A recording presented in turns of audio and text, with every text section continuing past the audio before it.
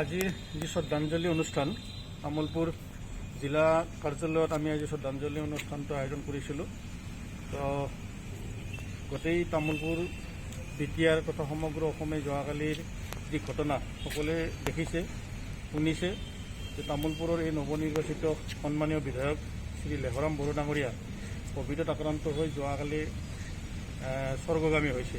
গতিকে আজি খুব দুখ অনুভৱ কৰিছোঁ আমি।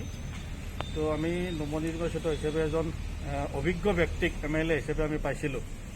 তো লেহৰাম বড়ো ডাঙৰীয়াৰ তামোলপুৰ আন্তঃগাঁথনিৰ বাবে বা সৰ্বাংগীন উন্নয়নৰ যিখিনি অৱদান, এনে এজন দক্ষ প্ৰশাসনিক বিষয়াও আছিল, তেখেত BDO আছিল, একাধিক বছৰ তামোলপুৰত BDO হিচাপে কাৰ্যনিৰ্বাহ কৰিছিল আৰু এজন দক্ষ প্ৰশাসনিক বিষয়া হিচাপে তেখেতৰ যি অৱদান বা যি অভিজ্ঞতা, এনেকৈ অভিজ্ঞতাপুষ্ট ব্যক্তিগত আমি MLA হিচাপে পাইছিলোঁ।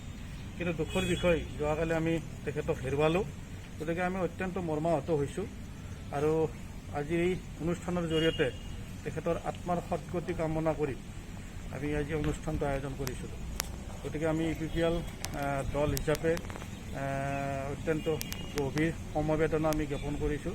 তেখেতৰ আত্মাই যাতে চিৰ শান্তি লাভ কৰে আৰু লগতে তেখেতৰ যি পৰিয়ালৰ প্ৰতিজন সদস্যক আমি সমবেদনা জ্ঞাপন কৰিছোঁ অনুষ্ঠানৰ জৰিয়তে।